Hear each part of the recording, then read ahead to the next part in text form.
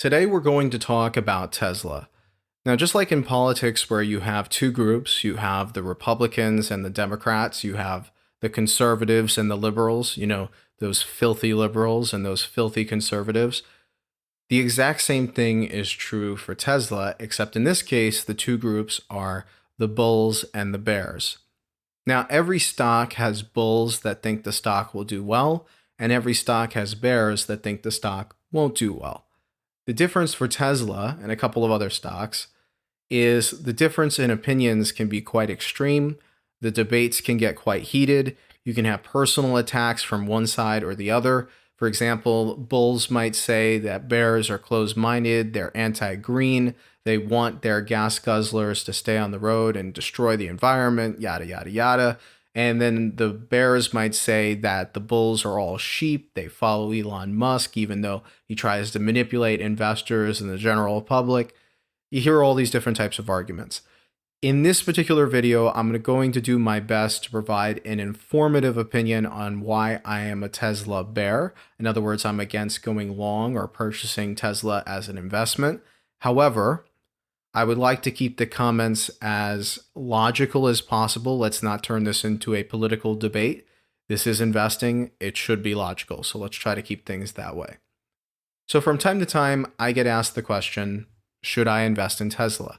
I believe in Elon Musk. I believe in electric vehicles, the transition into electric vehicles. I believe in the long-term transition into autonomous vehicles.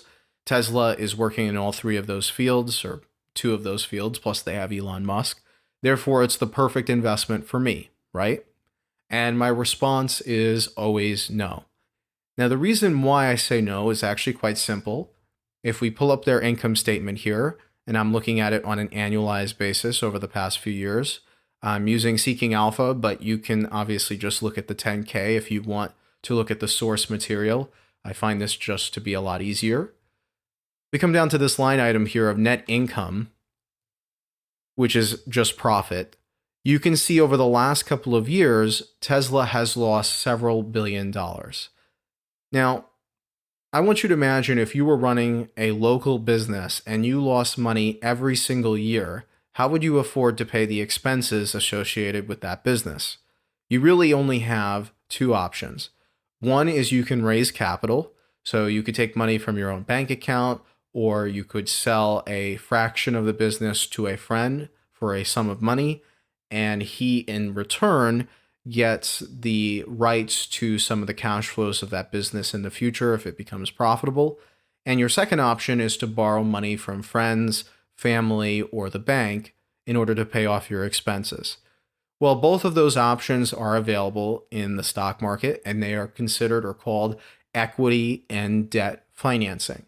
Now, when we finance a business through equity, we dilute the existing shareholders by issuing out new shares. And as a result of that, those existing shareholders, when they get diluted, they're going to have less of a right. Let's say Tesla in the future, they make $1 billion. They're going to have less of a right to that residual cash flow from that $1 billion than they would have before if they had not issued out more shares. Now, fortunately, investors are given the choice of keeping their relative share the same, but they do have to buy more shares to do that every time new shares get issued out. So this is a circumstance that we find a lot of companies that are strapped for cash will do. They will continue to issue out more stock, and Tesla has done this plenty of times. The problem is if you do it too much, eventually the existing shareholders will start to lose a little bit of confidence because you keep diluting them further and further and further. So you can't just keep doing this. And of course, there's also a downside associated with doing it as well. It's costly to do it. I mean, think about, this is a very layman way of thinking about it, but if you've ever watched the show Shark Tank, those entrepreneurs are always wanting to protect their equity. They're very hesitant to sell equity to any of the sharks because they know that's where the upside is. The benefit of selling equity in your company for cash is there's no cash expense associated with it. There's a little bit of an expense associated with issuing it out. But other than that, you don't have to pay interest on it or anything, which is phenomenal for companies that are strapped on cash, like a company that's losing money every single year will be. So that's your first option. The second option is debt financing, which Tesla has done plenty of. You can actually see this up here. Here is their net interest expense. So you can see how much they've had to pay out in interest on an annual basis. They have issued out a ton of different bonds over the years, and those bonds are rated as junk bonds because, again, think about it. If you're a creditor and you're lending money to a business, if they lose money every single year, you're probably going to want to charge them a higher interest rate because you're not as confident that they'll be able to pay your loan back, right? So you're going to have a higher interest rate. Unfortunately for Tesla, their credit rating puts them in the junk bond category, which means that they're paying a lot more on their bonds than, say, a company like Johnson & Johnson would be. Funny enough, you think about a company that's losing money, they're generally going to be the ones that need that interest payment to be as low as possible, but that's just the way that debt works. It works that way in the personal finance world, and it works that way in the corporate finance world as well. So when we think about the story behind Tesla here, this is a very quantitative way of thinking about it, but if we look at their history over the last few years, they've done nothing but lose money, and they are, you hope, over the long run, eventually going to turn a profit. In fact, if we go and look at these last 2 quarters, you will find that they had positive net income. And this is a story that kind of drove their stock higher in the second half of 2018. The reason that they were able to drive this net income to become positive was because they actually cut especially a lot on their general and administrative expenses in the second half as a percentage of revenue, which is phenomenal. It's very good that they were able to do that. The thing is, when you consider what Tesla is trying to do, all right, and recall that Tesla is a company that is trying to vertically integrate. So remember, there are 2 different types of integrations that we typically talk about here. We have vertical integration and horizontal integration. So let's say we're talking about toothpaste. If you want to vertically integrate with toothpaste, you would create the toothpaste and you also distribute the toothpaste yourself and do the retail of the toothpaste all yourself. So for example, let's say Walmart, all of a sudden they actually start producing the toothpaste themselves instead of buying it from Crest or whatever. They have a great value brand and they create it themselves all the way at the top here. Then they distribute it out to their own Walmart stores, and then they sell it in their own Walmart stores. That would be a full vertical integration. Whereas the horizontal integration would be something like, I don't know, mouthwash. I'm actually not going to spell it out. It takes too much time. But you have mouthwash, floss, anything else to do with dental. Those would be different products, but they're all related. Tesla in particular is looking to have everything from the production, everything from the production of their vehicles all the way down into the distribution and sale of those vehicles.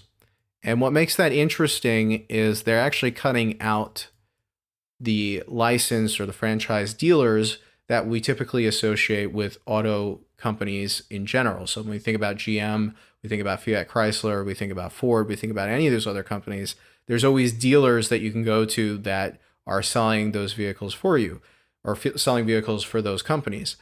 That isn't true for Tesla. They're trying to have everything kept to themselves. And the problem with that, it's great in theory, right? Because if you have full vertical integration, you have full control over your supply chain. In the long run, that will cut cost. In the short run, what that does is it actually drives cost up, right? Because think about it. You have to, again, think about it if you were trying to sell t-shirts, right? If you know nothing about selling t-shirts or you have very little capital in order to do that, you're not going to be able to produce the t-shirts yourself and have the manufacturing for that. You're not going to have the economies of scale to produce those. Then you have to be able to ship them worldwide and have to deal with all the different rules that are associated with that. It's a lot easier to outsource all of that to, say, Amazon, which has a lot of experience when it comes to logistics, instead of having to figure that out yourself. So for Tesla in particular, their general and administrative expenses, as well as their R&D expenses, have kind of been pushed up by the fact that they've wanted to do this vertical integration strategy. The problem is Again, they're losing money every single quarter, except for the last two. Okay. They're losing money every single quarter. And when you lose money every single quarter, you really want to cut down on cost. So they're put in a really weird situation where they have to tell investors, yes, we're still trying to vertically integrate. At the same time, we're also trying to keep our costs down. And doing both of those things at the same time is impossible. It really is. So when I look at all these factors and I combine them all together, what I see, the end conclusion of what I get, question mark. Question mark. I have no idea. I have no idea what's going to happen with Tesla in the future. Either it's going to be massively successful or it's going to be a complete failure, right? I mean, we think about Amazon, and again, remember, Amazon's typically one of the examples of companies that is considered to be a successful, we lose money every single year and then all of a sudden we become profitable. Well, if we look at Amazon, in 2014, they lost $241 million. And then in 2018, they made $10 billion. That is a massive change over the past couple of years. And moving forward, that looks like it's going to improve even further, hence why we've seen the stock price soar over the last couple of years. If we saw something like that happen with Tesla, the same thing would happen with its stock price. There's other factors as well. We have the revenue growth story, which is common when it comes to Tesla. Although we're starting to see some concerns with that. That was that recent news about the quarter one deliveries of vehicles being much lower than expected. So we had this 63,000 vehicles delivered in Q1, and that's 31% less than the previous quarter. That's perfectly normal for it to have been less than the last quarter, because typically for most auto companies, going from Q4 to Q1, you do see a decline in deliveries. The thing is that it was anticipated to be 25,000 vehicles. So this was still a miss, even considering the fact that it's supposed to go down quarter over quarter. The other thing too here that's kind of interesting is that it looks like it was just because the demand was lower. It wasn't because there were a ton of vehicles in transit or more vehicles in transit than were expected. So we can't just push that forward into future quarters. It actually looks like demand for Tesla in this quarter was significantly lower, especially for their Model S and Model X. Remember, these are their higher end Tesla models, and they're going to have higher margins as we transition more into the Model 3, especially the base version of $35,000. That's going to have a much lower margin, also going to affect this profitability story that we're talking about. So even though we saw these last two quarters do exceptionally well compared to previous quarters, it's still likely that we go back to a situation with Tesla where they start losing money again. Also remember that for these last two quarters that really kind of drove the stock up in the second half of 2018, one of the biggest drivers behind that was the tax credit. So there was a $7,500 tax credit per new electric vehicle purchased until the end of the year, and then that got decreased down to $3,750.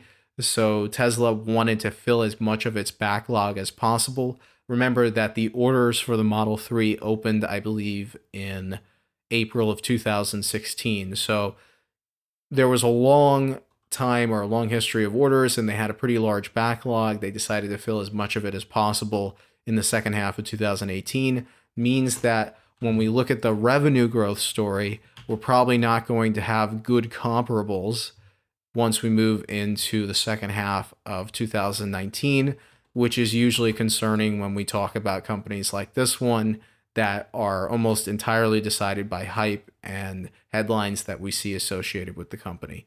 So maybe we see this Model Y make up for some of the demand loss that we see evidently from this latest quarter. It's going to be hard to tell. Again, my big problem, too many question marks. This is something to watch from afar. It is not something to invest in over the long run because it's something that can absolutely burn you. But if you want to take the chance on it being the next Amazon, then be my guest. I wish you the best of luck. I would love to hear your thoughts in the comment section below. As usual, thank you for watching, and I will see you next time.